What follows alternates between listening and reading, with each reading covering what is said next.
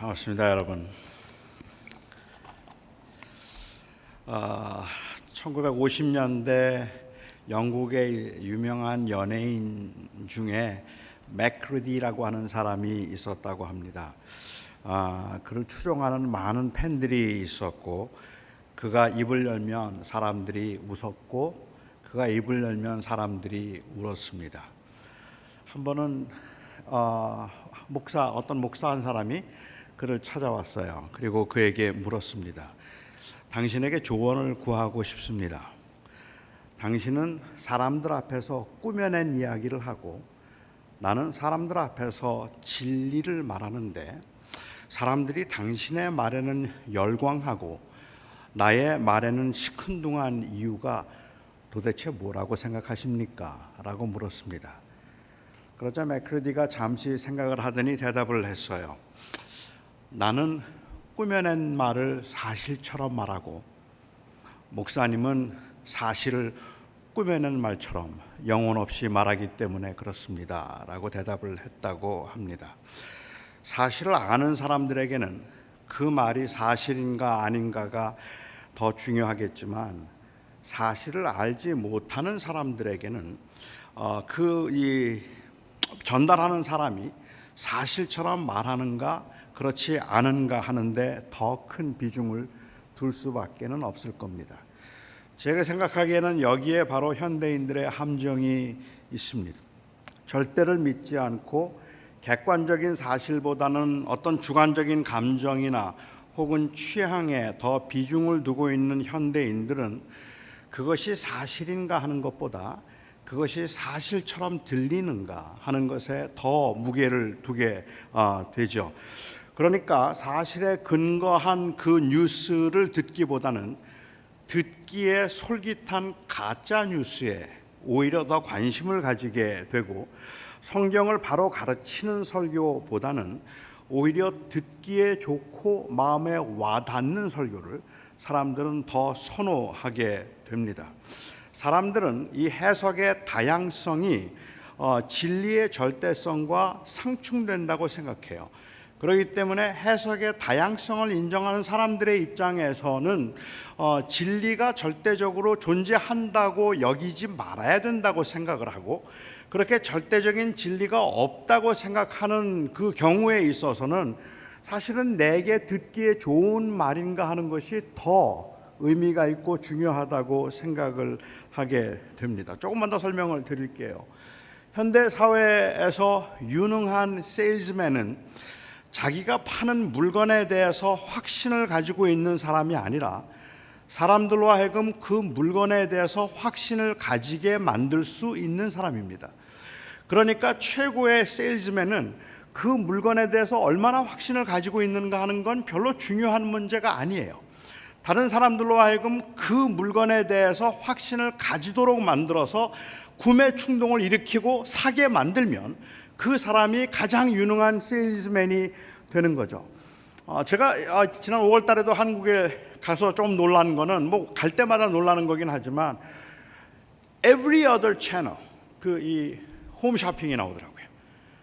근데 정말 잘해요. 저는 사실은 그런 채널들을 별로 보지 않는 편인데 아주 오래전에 한번 우연히 봤다가 한번 당한 적이 있기 때문에 그렇습니다. 제가 우연히 그냥 보는데 거기에 이 물건을 파는 물건이 이 포러블 베큐um 클리너였어요. 아주 작은 베큐um 클리너인데 거기서는 그 베큐um 클리너를 가지고 뭐 이렇게 빨아들이는데 굉장한 이 힘이 있더라고요. 그래서 저게 있으면 내가 집에서 주변을 좀 깨끗하게 할 수 있겠구나 하는 생각이 들어서 관심을 가졌습니다. 게다가 그 물건이 딱 10불이에요. 10불에 포러블 베큐um 클리너 괜찮지 않습니까? 그래서 제가 그걸 샀어요. 그걸 샀는데 얼마 후에 이제 그 물건이 배송되고 제가 그것을 이제 사용을 해 보니까 아주 작은 종이 조각도 빨아들이지 못해요. 완전히 속았어요. 그런데 너무 그럴듯하게 팔았기 때문에 완전히 저는 속았고 그게 좀 억울하기는 했지만 그냥 버릴 수는 없어서 그 당시에 중학생이었던 제 아들 생일날 선물로 줬습니다. 뭐 샴푸 광고를 보면 광고 회사는 머릿결이 좋은 모델을 통해서 샴푸 광고를 하죠. 머릿결이 좋은 광고 모델이 머리를 한번 촥 흔들면 너무 부드럽고 너무 근사해 보여서 그래서 보는 사람들은 이 샴푸를 사고 싶어 합니다.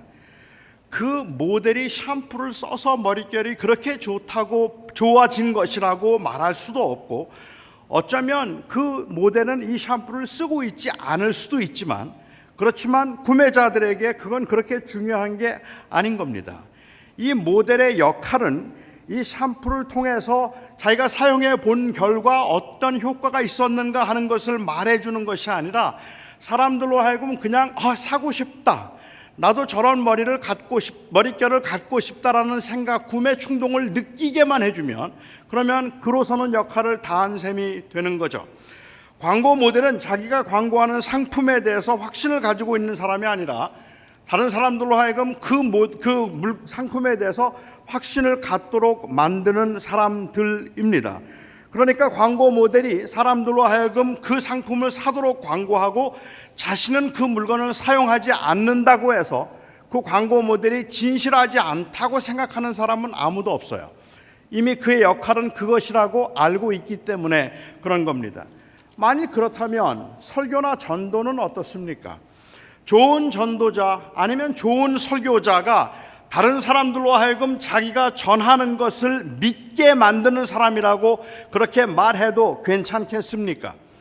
전도자가 아니면 그 설교자가 진리를 다루고 있는 사람들이라면 그가 얼마나 설득력 있고 얼마나 호소력 있는가 하는 것은 굉장히 중요한데, 굉장히 중요한 만큼 굉장히 위험할 수도 있다는 말입니다.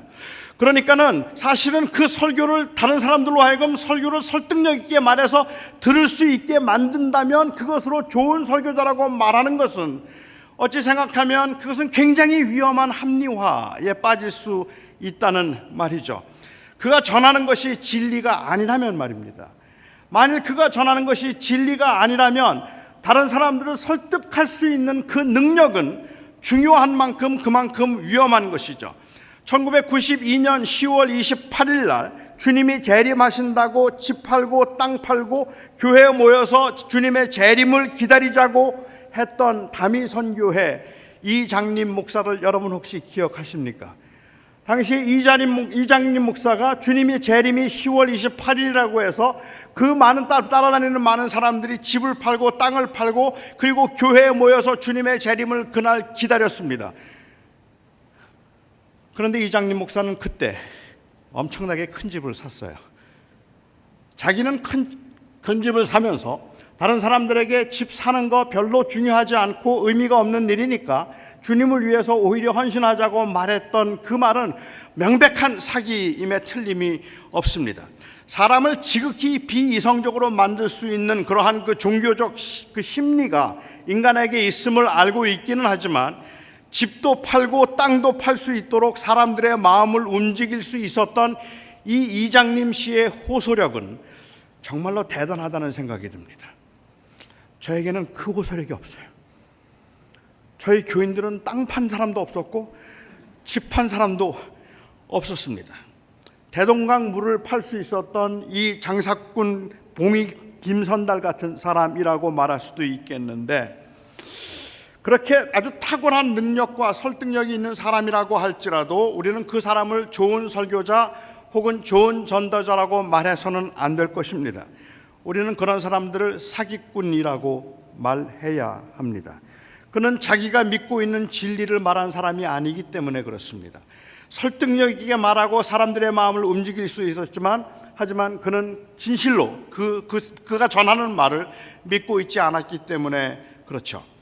자신은 확실하게 믿지 않는 것을 다른 사람들에게 아주 그럴듯하게 전하고 다른 사람들을 잘 유도해서 목회를 아주 잘하는 사람들을 미국에서는 테크노 패스토라고 부릅니다.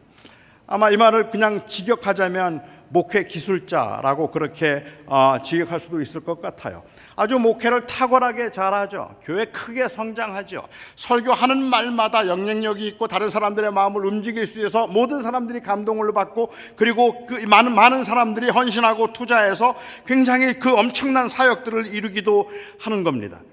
하지만 그럼에도 불구하고 그것이 전부라면, 그가 진리를 다루고 있지 않다면, 그리고 그 다루는 진리에 대해서 진실하지 않다면 그는 그냥 테크노 패스토에 불과할 뿐일 겁니다. 생명을 다루는 문제에서 가장 중요한 것은 사실성 그리고 진실성입니다. 여기서 제가 말하는 사실성이란 그것이 과연 진리인가 하는 것이고, 진실성이란 그 말을 얼마나 자기가 믿고 확신하는 것을 진실하게 말할 수 있는가 하는 것이라고 볼 수 있을 것 같아요. 저는 사마리아 여인이 주님과의 대화를 통해서 주님의 말씀을 얼마나 많이 이해했는지 잘 모르겠습니다. 아마 요한복음의 특징이기도 하지만 요한복음 곳곳에서 우리가 볼 수 있는 것처럼 제자들 주님 잘 이해 못했어요. 제자들은 주님이 말씀하실 때마다 항상 다르게 생각을 했어요. 그래서 요한복음 4장에서도 요한복음 11장에서도 요한복음 그 다음에 20장에서도 주님께서 말씀을 하시면 제자들은 그 말씀에 대해서 제대로 이해하지를 못해서 어쩌면 지극히 그냥 이 땅에 있는 그러한 그 현상적인 것들에 의해서 답을 했는지도 모르겠다는 생각이 들기는 해요. 그런데 요한복음의 특징이 있는데 그 특징이 저는 오늘 본문에도 나오고 있다고 저는 생각을 합니다. 저는 개인적으로 사마리아 여인이 죄인이었다고 생각하지 않습니다. 5번을 이혼했으면 죄인 취급을 받기는 했겠지만 엄밀히 그 여인이 이혼을 했다는 이유로 죄인 취급을 하는 것은 남성 위주의 사회였기 때문일 것입니다. 당시의 여인들의 경우, 그 당시 여인들의 경우는 거의 모든 경우에 본인이 원해서 이혼을 할 수 있었던 게 아니기 때문입니다. 그러니까 그 당시의 여인들은 이혼을 당한 사람들이지 이혼을 한 사람들이 아니었다라고 볼 수 있을 것 같아요. 어떤 이유에서든지 많은 상처를 가지고 고달프고 힘들게 삶을 살았던 여인임에는 틀림이 없습니다. 이 여인이 어떤 여인이었고 그리고 어떻게 주님을 만나게 되었는가 하는 것에 관해서는 제가 오늘 좀 생략을 하고 오늘은 이 사건의 뒷부분만 좀 여러분과 함께 나누어 보고 싶습니다. 이 여인은 낯선 유대 남자와 함께 대화를 나누는 중에 그가 선지자라는 생각이 들었습니다. 그래서 그는 예배의 장소에 관해서 물었고 예배에 관해서 질문했습니다.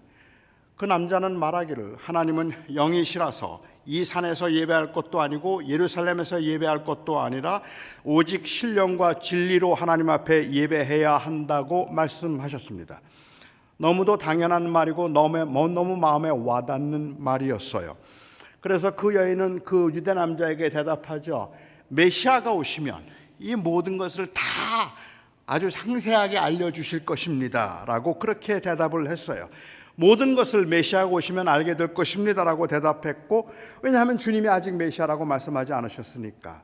그 말을 듣자마자 주님께서는 말씀하시기를 내가 바로 메시아다, 네게 지금 말하고 있는 그가 곧 메시아니라 라고 주님이 말씀하셨습니다. 그런데 그때 제자들이 왔어요. 그래서 주님께서 하셨던 말씀에 대해서 이 여인은 반응할 기회가 없었어요. 내가 메시아라고 주님께서 말씀하시고 난 다음에 제자들이 바로 왔기 때문에 이 여인은 자기의 신앙을 고백할 시간은 없었어요. 제자들은 마음속으로는 왜 유대 남자가 사마리아 여인과 대화를 나누는가 이상히 여겼지만 아무 말도 하지 않았습니다. 제자들이 돌아오는 것을 보고 여인은 급하게 동네로 뛰어들어갔습니다. 예수님과 대화를 나누는 내내 굉장히 신선한 충격이 있었을 겁니다. 제가 급하게 혹은 갑자기라고 표현을 한 이유는 요한이 이 여인이 물동이를 버려둔 채 동네로 들어갔다고 말했기 때문입니다. 잊어버렸을 리가 없겠죠. 물동이를 버려두었다는 것이 이제 세상 일에는 관심을 가지지 않게 되었다는 말로 그렇게 비약해서 해석할 필요는 없겠지만 그녀의 심정에 변화가 일어난 것은 틀림이 없단 말입니다. 그 소중하게 여기는 물동이를 그냥 버려둔 채 급하게 마을로 뛰어 들어갔습니다. 그리고 동네 사람들에게 말하기 시작했습니다. 내가 행한 모든 일을 내게 말한 그 사람 만났습니다. 그 사람은 자신이 메시아라고 말하는데 내 생각에는 그 말이 맞는 것 같습니다. 라고 그렇게 동네 사람들에게 이야기를 했어요. 이 여인이 말했던 내가 행한 모든 일을 다 알고 있다고 말한 이 모든 일이 뭡니까? 5번 이혼한 거 아닌가요? 상처 있는 삶을 살았다는 거 아닌가요? 아무에게도 말하고 싶지 않고 누가 물어도 피하고 싶었던 아픔입니다. 불필요했을 수도 있겠지만 평생을 따라다녔을 죄책감입니다. 사실은 그 아픔과 그 상처 때문에 이 여인은 외로웠고 사람들을 피해서 살았는데 혼자, 그래서 물을 깃는데도 혼자 우물을 갈 수밖에 없었는데 이 여인이 먼저 사람들을 찾아오는 겁니다. 그리고 먼저 사람들에게 다가가는 겁니다. 그리고 말하기 시작하는 겁니다. 내가 메시아를 만난 것 같다고. 그리고 39절에 보면 요한은 이 여인의 증언에 사마리아 많은 사람들이 이 사마리아 여인의 말을 믿었다라고 그렇게 기록을 하고 있어요. 저는 이게 좀 신기하단 말입니다.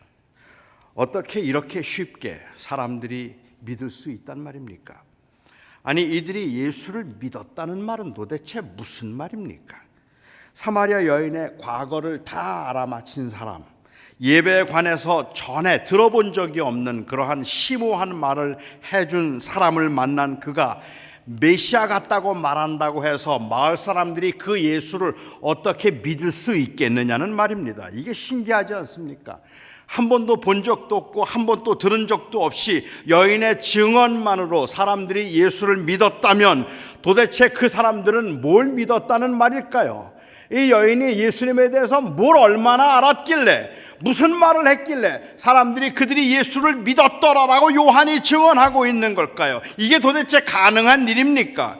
물론 성령께서 아주 강하게 역사하시면 그들의 마음에 믿음을 주시고 그래서 그들이 믿게 되었다고 말할 수도 있을 것 같아요. 하지만 제가 짐작하기에 마을 사람들이 복음을 듣고 실제로 예수를 믿게 된 것은 이 여인의 소개로 예수님을 초청해서 이틀 동안 예수님과 함께 있으면서 말씀을 들은 후일 거라고 생각합니다.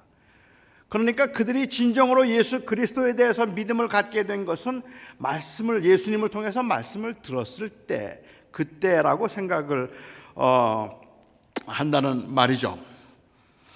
그래서 요한은 나중에 증언하기를 거기서 이틀을 유하심에 예수의 말씀으로 믿는 자들이 많아졌다라고 이야기를 했고, 마을 사람들도 사마리아 여인에게 말하기를 이제 우리가 믿는 것은 내 말로 인함이 아니니 이는 우리가 친히 듣고 그가 참으로 구주인 것을 알게 되었기 때문이다 라고 그렇게 증언을 하고 있습니다. 이 말은 단순히 자존심이 상해서 여인이 말하는데 그 말을 듣고 내가 믿었다는 게 자존심이 상해서 네 말 듣고 우리가 믿는 게 아니라 예수님 말 듣고 믿은 거야 라고 말하고 있는 거라고 보기는 어려울 것 같아요.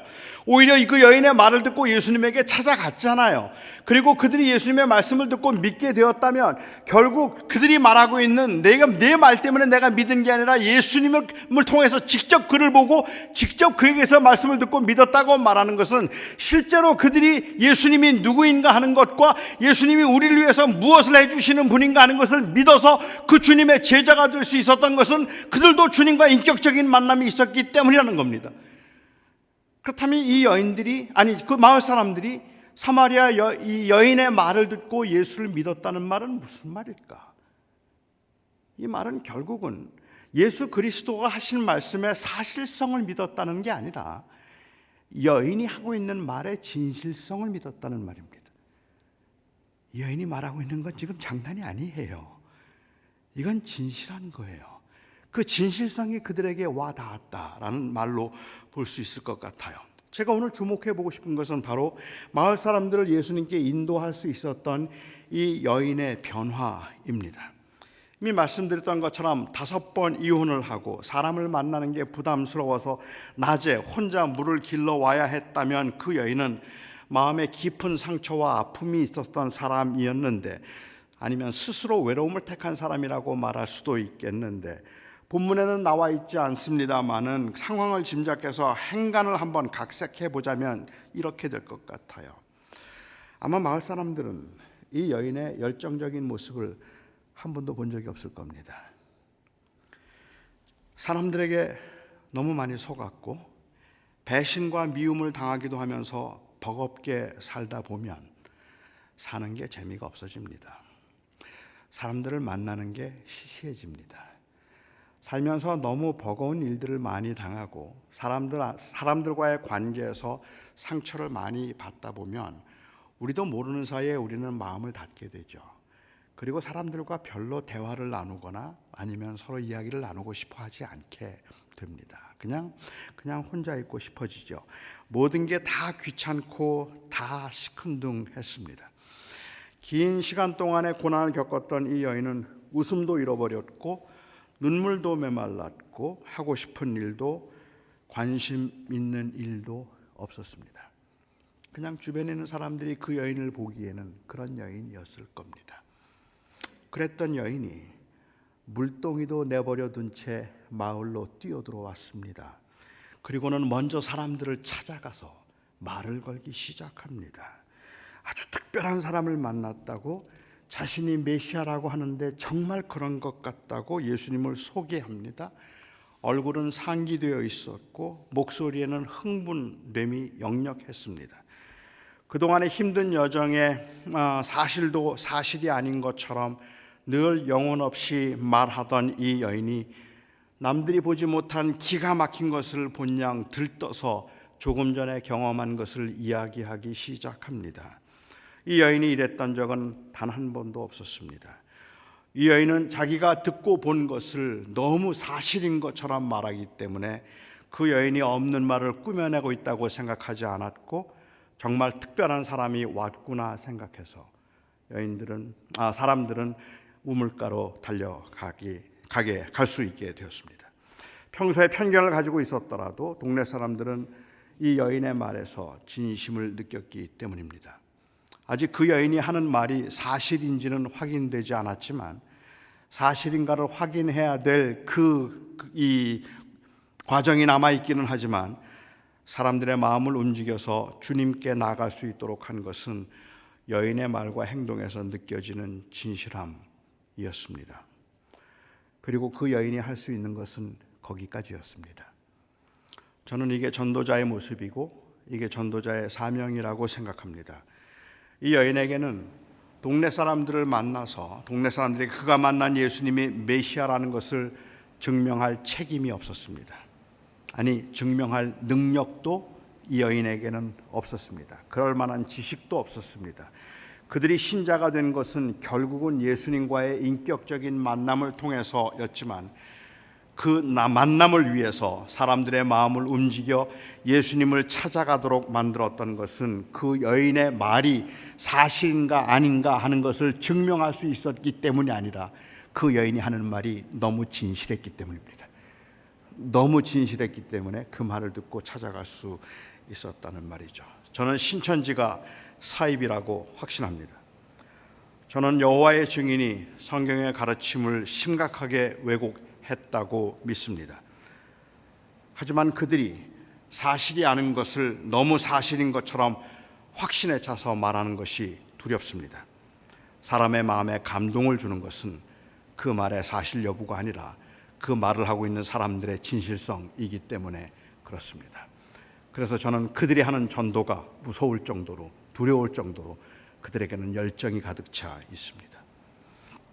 저는 개혁주의 신앙이 가장 성경적이라고 확신합니다. 저는 웨스트민스터 신앙 고백이 성경의 가르침을 가장 잘 요약했다고 믿고 이를 믿고 고백하는 사람들 참 그리스도인일 것이라고 저는 그렇게 확신합니다. 하지만 이 분명한 사실을 믿는 사람들이 사실이 아닌 것처럼 무기력하게 영혼 없이 말하는 것이 두렵고, 그리고 그 사실에 대한 믿음이 삶에 영향을 끼칠 만큼 그 고백이 무겁지 않다는 것이 두렵습니다. 사실임에도 불구하고, 너무 정확한 하나님의 말씀임에도 불구하고, 아니, 여기 계신 여러분들이나 저나 우리 모두가 다 이 성경은 하나님의 말씀이라고, 이 성경은 틀림없는 하나님의 말씀이라는 그 고백이 있음에도 불구하고 그 고백의 가벼움 때문에 아무것도 아닌 사소한 일들에 넘어가고 흔들리고 세상의 유혹을 따라서 살아가는 그 모습들을 볼 때마다 그 고백이 과연 진실할까라는 의문을 갖기 시작하면 저는 그것이 두려워지기 시작한다는 말입니다. 사람들의 마음에 의심을 가지게 만드는 것은 말의 허구성보다는 말하는 사람의 불성실함인 경우들이 훨씬 더 많기 때문에 그렇습니다. 주 예수보다 더 귀한 분은 없네. 주 예수보다 더 귀한 분은 없네. 찬송을 부르는데 도대체 예수가 누구이길래 저 눈빛이 저런가? 도대체 예수가 누구이길래 저토록 진실하게 예수보다 귀한 것은 없다고 저리 찬송하고 있는가? 그렇게 궁금함이 생길 만큼 이 찬송이 진실해 보이지 않는다는 것이 두렵다는 말입니다. 전능하사 천지를 만드신 하나님 아버지를 내가 믿사오며라고 고백하는데 이 고백도 진실해 보이지 않는다는 말입니다. 우리의 소망은 이 땅에 있는 것이 아니라 영원한 하나님 나라에 있으며 우리가 바라고 추구하는 것은 이 땅에서의 성공이 아니라 영원한 하나님의 나라에서 하나님의 백성으로서 하나님의 주권을 인정하며 사는 것이 우리가 바라는 것입니다라고 그렇게 열변을 토하듯이 설교를 하는데, 그렇게 설교를 하면서 여전히 재물과 성공을 따라가고 있는 목사들을 볼 때마다 도대체 저 말이 진실일까? 그 진실성에 의문을 갖기 시작하면 마치 그 말하는 것도 다 거짓말처럼 들린단 말입니다.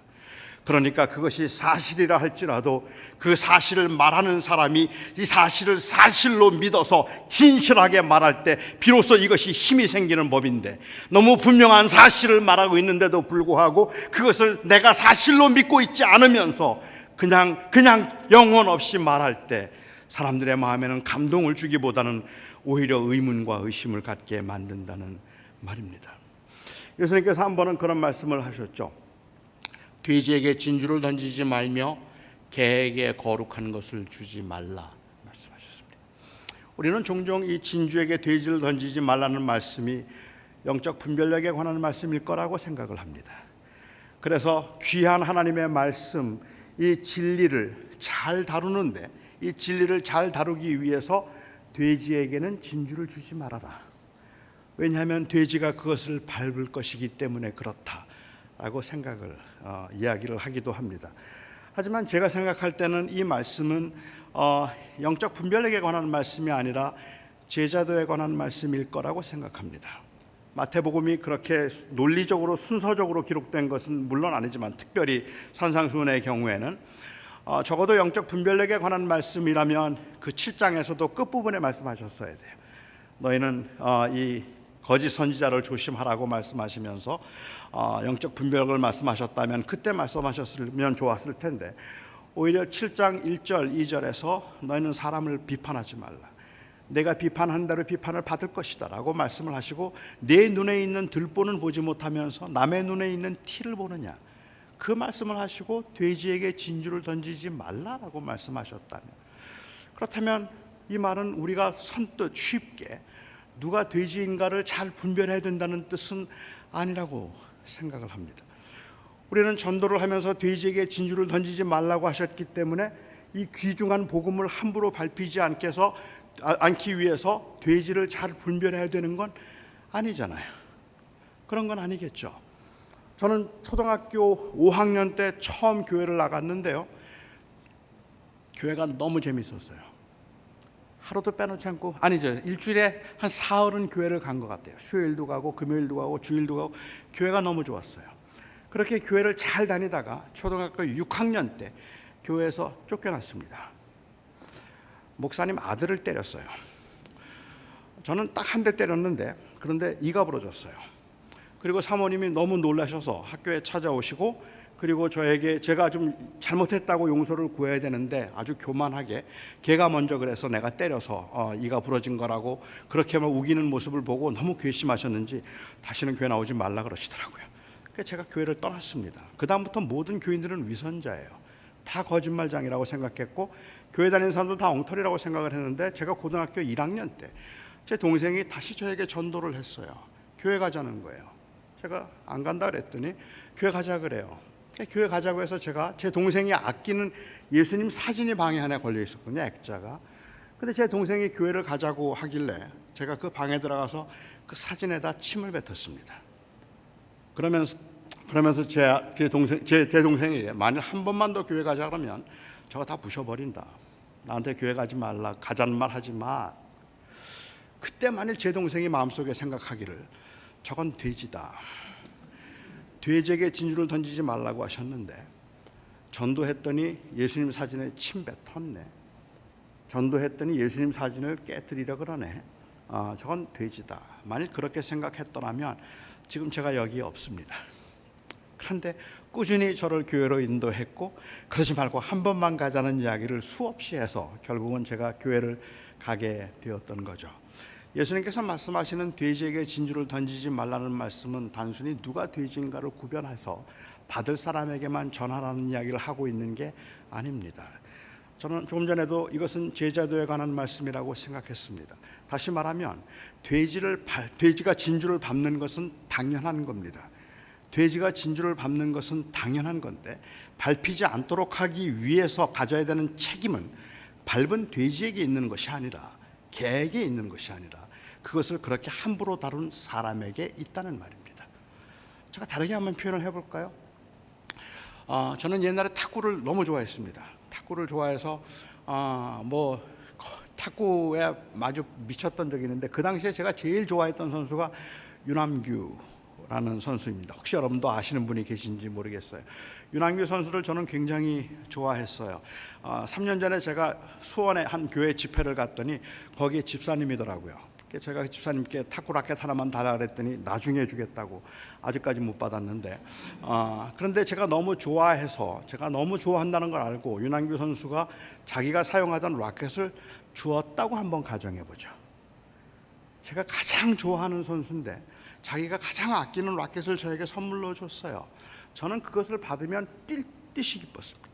너무너무 좋았어요. 그 라켓을 들고 집으로 들어오면서 제 아내를 부르고 저희 아이들을 부릅니다. 그리고는 그 아이들과 아내에게 말하죠. 여보 얘들아, 이거 뭔지 알아? 유남규 선수가 사용하던 탁구 라켓이야. 이건 돈 주고 못 사. 이건 너무 귀한 거야. 그렇게 제가 흥분해서 말하고 있는데 제 아들 그리고 저희 아내 관심이 없어요. 탁구를 좋아하지도 유남규가 누군지도 모르니까. 그러니까 그냥 시큰둥해요. 아니 이거 진짜 귀한 거라니까. 그렇지만 시큰둥하죠. 별로 반응이 없습니다. 한심한 것들이죠. 이 귀한 걸, 그 가치를 몰라보다니. 그리고는 제가 그것을 그냥 그 자리에 두었어요. 그 다음날 저는 그 라켓을 가지고 못을 박습니다.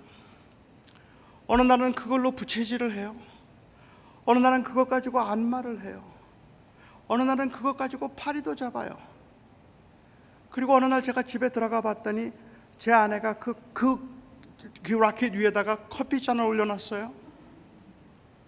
세상에 어떻게 그럴 수가 있어요?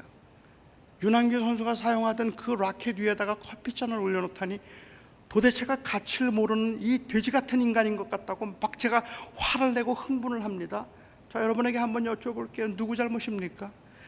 제 아내의 잘못인가요? 저의 잘못인가요? 이건 명백하게 저의 잘못입니다.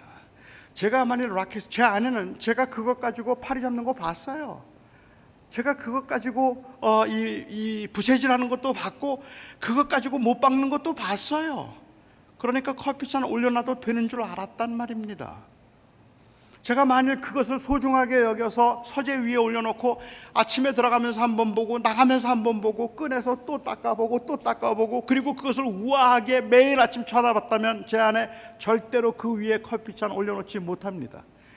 돼지에게 진주를 던지지 말라는 말씀은 제자들로 하여금 이 복음의 말씀을 소홀히 다루어서 다른 사람들이 그것을 함부로 밟지 못하게 하라는 말씀이라는 말입니다. 누가 돼지인가를 구분하라는 말씀이 아니라 정말로 이 복음이 생명이라면 복음을 생명으로 여겨서 살라는 말이에요. 정말로 이 복음이 하나님의 말씀이라고 생각하고 이 복음이 우리의 생명이라고 생각하고 이 복음 때문에 내가 살았다고 생각한다면 그것에 가치를 두고 살라는 말입니다. 그런데 너무 가볍단 말이에요. 그것이 생명이라고 고백을 하면서도 이 세상에서 그야말로 돈 100%하고도 바꿔 수 있을 만큼이나 그렇게 가치가 없어 보일 때가 있다는 말이죠. 돼지에게 진주를 던지고 있는 모습인 겁니다. 함부로 다루고 있는 거죠. 고백이 진실하지 않다는데 문제가 있다는 겁니다. 열심히 전도를 하지만 그 전도가 결국은 교회를 성장시키려는 수단으로서만 보일 만큼 예수님에 대해서는 매력을 사람들이 느끼지 못하고 있다는 게 문제라는 말입니다. 교육을 많이 받아서 사람들에게 그야말로 술술술 입에서 나올 만큼이나 모든 사람들에게 복음이 무엇인지를 잘 설명해 줄 수 있기는 한데 그 눈에 이 복음을 사랑하는 마음이 없어 보이거나 아니면 그 삶 속에 복음에 대한 열정이 빠져버린 것처럼 그렇게 보여지면 세상 사람들은 이미 벌써 눈치챈 거죠. 그냥 교회 성장시키려고 하는 그러한 그 상술에 불과한 것으로 여기게 되었다는 말이죠. 우리의 전도는 기독교를 크게 만들고 그리고 또한 호전적으로 다른 종교와 투쟁해서 기독교를 큰 종교로 만들려고 하는 제국주의적인 사상이 들어가 있다는 것, 그것밖에 아무것도 아니라는 것을 알고 있는 거죠. 그러니까 세상 사람들은 우리가 열심히 전도할 때 그 전도가 그냥 단순히 욕망으로 보인단 말이에요. 이 전도가 우리의 마음속에서 끓어오르고 있는 그러한 그 주님을 만남으로 인한 감격으로 여겨지는 것이 아니라 이건 정말로 내가 그 무엇과도 바꿀 수 없는 가장 확실하고 분명한 내 인생을 바꾸어 놓은 사건이라고 그렇게 고백하고 있는 것이 아니라 오히려 그냥 교회를 부흥시키려는 상술로만 여겨지는 그 상황이 되어버렸다는 것이 안타깝다는 말입니다. 오해 마시기 바랍니다. 저는 뭔가에 빠져서 들뜬 사람처럼 지나칠 만큼 과장되게 아니면 열정적으로 믿음을 표현해야 된다는 말씀을 드리고 있는 게 아닙니다. 뭐 그럴 수도 있겠지만 또 그럴 분도 계시겠지만 찬송을 부를 때 언제나 손을 들거나 몸을 흔들어야 하는 것도 아니고 기도를 할 때 목이 쉬도록 외쳐야 되는 것도 아니고 길거리에 나가서 예수 천당을 외치지 않으면 잠을 잘 수 없을 만큼 마음이 뜨겁고 급해야 한다는 것도 아닙니다. 그렇지만 그렇게 하든지 그렇게 하지 않든지 그 사람에게서 다른 사람들이 느낄 수 있는 진정성이 있는가 하는 것이 중요하지 않겠느냐는 말입니다. 그가 정말로 그렇게 하고 있구나, 정말로 저 사람에겐 저게 생명이구나 라고 여겨질 만큼 그러한 진실성이 있는가 하는 것이 문제이죠. 사마리아 여인의 삶을 알고 있었던 동네 사람들은 설령 그 여인이 너무 험난한 인생을 살았다 싶어서 가까이 하고 싶어 하지 않았던 사람들이었다고 해도 사마리아 여인의 모습에서 진실성을 보았을 겁니다. 진짜 누군가 만난 거예요.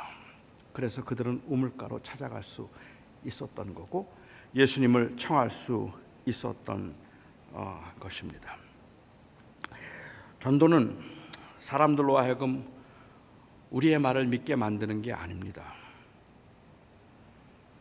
아니, 우리의 말이 진리임을 우리가 사랑하는 사람들이 알고 있었으면 좋겠다는 간절한 마음이 있기는 하지만 다른 사람들로 하여금 믿게 만드는 것, 그것은 우리의 책임도 아닙니다. 우리에게는 그런 능력도 없습니다. 아무리 훈련을 많이 받아도 아무리 탁월한 실력을 갖추었고 언변이 탁월할지라도 사람을 회심시키는 것은 성령만 하시는 일입니다. 그것은 우리가 할 수 있는 일은 아닙니다. 전도자는 다른 사람들로 하여금 믿게 만드는 사람이 아니라 진실로 믿는 사람입니다. 참된 설교자는 다른 사람들로 하여금 설교에 감동을 느끼게 하는 사람이 아니라 그 말을 진실로 믿는 사람이어야 합니다. 진실로 믿지 않으면서 진실을 말하지 않으면서 다른 사람들을 잘 믿게 만드는 것은 참된 전도자가 아니라 전도 기술자입니다. 우리 문제가 어디에 있을까? 저는 전도의 기술이 부족해서, 다시 말하면 다른 사람들을 설득시킬 만한 능력이나 아니면 지식이 부족함에 있다고 생각하지 않습니다. 어쩌면 그것은 우리의 진실치 못함에 있다고 생각해요. 제가 목회를 할 때 교인들 중에 몇 번 이런 일들을 경험하기는 했는데요. 교인이 저를 찾아와서 그래요. 목사님, 제 남편 좀 한번 만나주세요. 그래요. 제 남편이 얼마나 완고한지 아무리 말해도 듣지를 않아요. 그리고 너무 비판적인데, 그런데 제 남편이 너무 아는 게 많아요. 그래서 제 남편이 말을 하면 다 그 말이 맞는 거고, 제가 도저히 그 말에 대꾸를 할 수 없을 만큼이나 너무 아는 게 많고 너무 논리적이고 그리고 그래서 그 교회를 비판하는데 도대체 감당이 안 된다는 거예요. 그렇다고 저를 찾아와서 저에게 꼭 자기 남편 한 번만 만나달라고, 그래서 복음을 좀 전해달라고 그래요. 제가 전한다고 변할까요? 그런데 저는 그런 말을 들을 때마다 어김없이 그럼요, 제가 가야죠. 그리고 제가 갑니다. 찾아가서 열심히 대화를 나누고 토론을 하고 몇 시간 동안 이야기를 나눠요. 아직까지 단 한 번도 그래서 회심시킨 적이 없어요. 아마 그 부인들은 그렇게 생각하실 것 같아요. 우리 목사님 실력 있는 줄 알았더니 아니네. 우리 남편만 못해.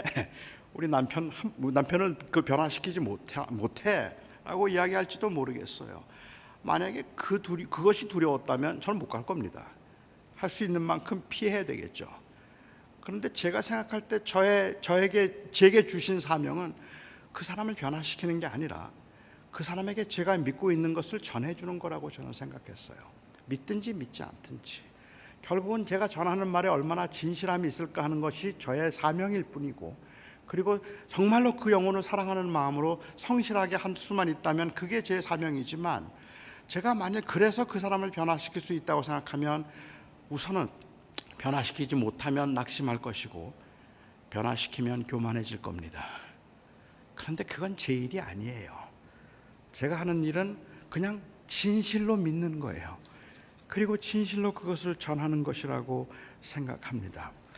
교회 생활에도 열심히 있고 성경도 읽고 기도도 많이 하는데 그와 같은 일들이 주님을 더욱 가까이 하게 하기보다는 오히려 자신의 경건함과 의로움에 도취되게 만들기도 하고, 그냥 교회 생활만 익숙해져서 그래서 무기력한 그리스도인들이 되는 경우들을 참 많이 보게 됩니다.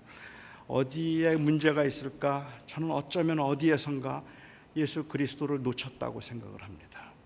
어디에선가 우리가 했던 그 고백, 그 열정, 아니 예수님에 대한 그 매력을 어디에선가 저희가 놓치고 있는 건지도 몰라요. 그리고는 그냥 형식적이고 그리고 습관적인 행위의 반복이, 즉 종교적이 되어가는 것이 우리의 모습일지도 모르겠다고 생각합니다. 저는 오늘 설교를 마치면서 여러분들에게 그냥 묻고 싶습니다. 사랑하는 성도 여러분, 요즘 주님과의 관계는 어떠십니까? 지금도 예수님 생각하면 너무 바쁘게 사느라고 미처 누리지도 못하고 또 미처 깊이 묵상할 겨를도 없기는 하지만, 이와 같은 시간에 우리가 찬양을 부르면서 아니면 우리가 말씀을 들으면서 같이 기도하면서 예수님을 생각하면 여러분의 마음의 진실로 주님, 저 주님 없으면 못 살아요. 주님 아시죠? 제가 비록 너무 부족해서 매일 넘어지기도 하고 세상에 너무 바빠서 정신없이 살아가고 있긴 하지만 주님, 저 진실로 주님 없으면 못 살아요. 주님만이 유일하게 나의 생명이며 나의 소망이고 주님만이 나에게는 진정한 삶의 의미이고 최고의 위로이고 최고의 행복이십니다. 주님은 진실로 길이고 진리고 생명이고 부활이며 세상의 빛이고 떡이며 목자가 되시고 양의 문이 되시고 포도나무가 되시며 영원히 목마르지 않는 생명수가 되십니다. 요한은 바로 이 말을 교회에 하고 싶었어요.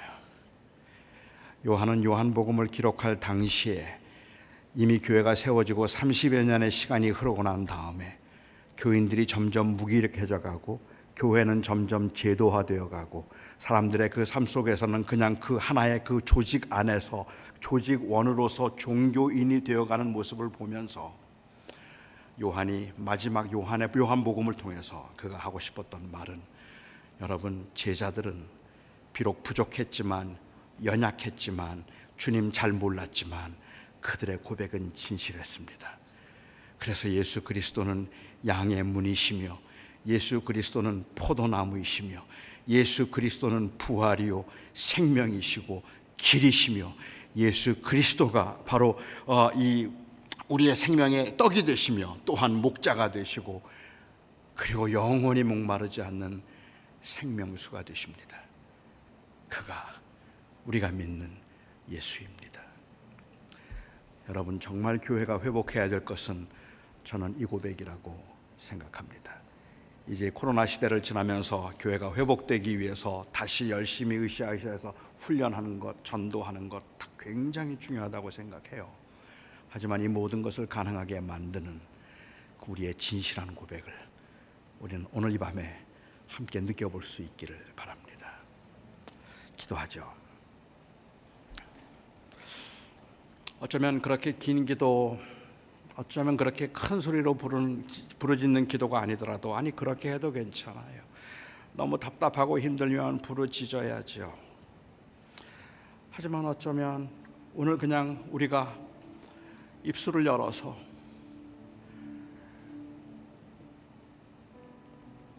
예수님이 나의 생명이십니다, 이 고백만 진실하게 할 수 있어도 저는 저의 마음을 주의 성령께서 분명히 만져주시리라 생각합니다. 그런데 여러분, 이 고백을 위해서 저는 여러분들이 얼마나 잘 못 살았는가를 보지 않았으면 좋겠어요. 예수님은 나의 생명이십니다라는 고백을 하기는 솔직히 부끄럽죠. 저도 그래요. 예수님이 나의 생명이십니다라고 고백하기에는 제가 흔들렸던 것들이 너무 많았고, 세상에서 조그마한 유혹에도 그냥 넘어졌던 경우들이 너무 많아서 내가 이런 고백을 할 자격이 있는가라는 생각이 들 정도예요. 그런데 여러분 아십니까? 그럼에도 불구하고 우리가 그 고백을 할 수 있게 만드는 것은 우리의 신실함 때문이 아니라 예수 그리스도의 순종과 신실함 때문입니다. 비록 우리는 주님을 그만큼 사랑하지 못했지만 주님께서는 우리를 그만큼 사랑하셨기 때문에, 그렇게 우리를 사랑하신 주님이, 그렇게 우리를 사랑하셔서 우리를 위해서 십자가의 길 가신 주님이 오늘도 저희들을 향하여서 내가 너 사랑해, 아니 내가 너 사랑해, 알아? 지금 묻고 계세요. 부끄럽지만, 죄송하지만 저는 이 주님의 사랑의 그 부름 앞에 우리가 할 수 있는 대답이 뭘까? 만일 우리가 진실하게 주님 알아요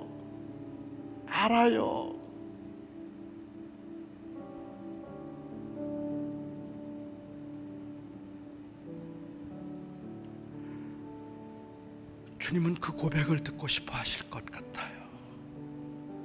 이 시간 우리가 같이 기도할 때 마음을 여시고 입술을 여시고 한번 주님 앞에 그 주의 은혜를 생각하면서 다시 고백을 진실하게 한번 해보죠.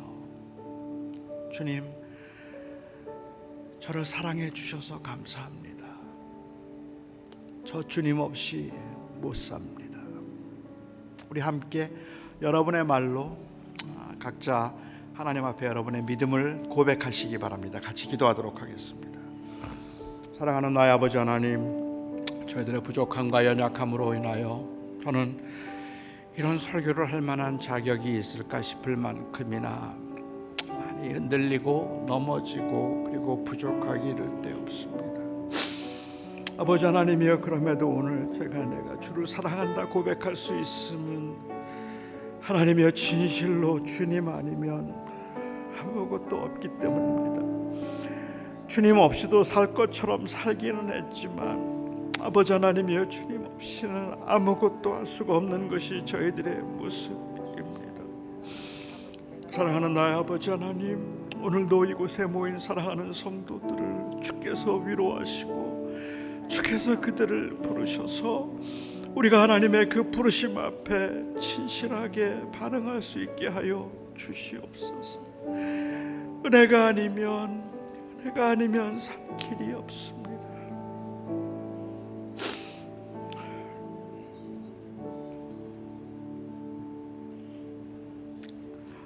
사랑하는 나의 주님,